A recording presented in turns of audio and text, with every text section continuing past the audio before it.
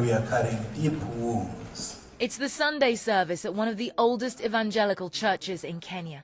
The sermon today exhorts the congregation against violence in their homes and in their hearts. But human rights groups believe it's not that message that's hitting home. A major report on homophobia in sub-Saharan Africa by Amnesty International has collated data on what it calls a growing trend towards homophobic violence. Violence, the report says, is incited in part by religious leaders as well as politicians. In a restaurant in downtown Nairobi, Dennis Nzioka and his friend and fellow gay rights activist, Matisia Leonard, agreed to speak to us about their experience of being openly gay and African.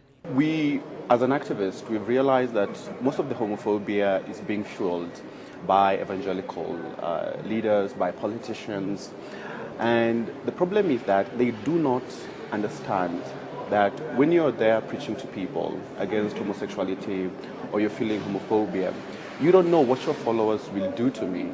Leaving my house, at the back of my mind, I know, always watch your back. Lord, would you save them and change them now? The preachers we spoke to say the evangelical churches are not inciting violence. They say they are rejecting the imposition of so-called foreign values. We are aware that the churches in the West are struggling under pressure to conform. There are some things that are actually spiritual matters that should not just be left to legislation, and not just legislation should not be pushed down because of aid or physical or financial assistance, and that they should leave the African church and the African people to determine their future when it comes to issues like this. Do you not worry that there are those who would take those words and use them for hate acts? We were not saying you can practice violence.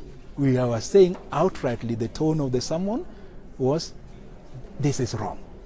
Our church's position will take the biblical position that the Bible does say that homosexuality is condemned in the Bible as a lifestyle that does not honor God. Homosexuality is illegal in 38 African countries. In 4 of them, those found guilty of what are called gay crimes face the death penalty. These pictures taken of activists across Africa by Amnesty International come at great personal risk to those who agreed to be shown. But for many, the risks are just too great.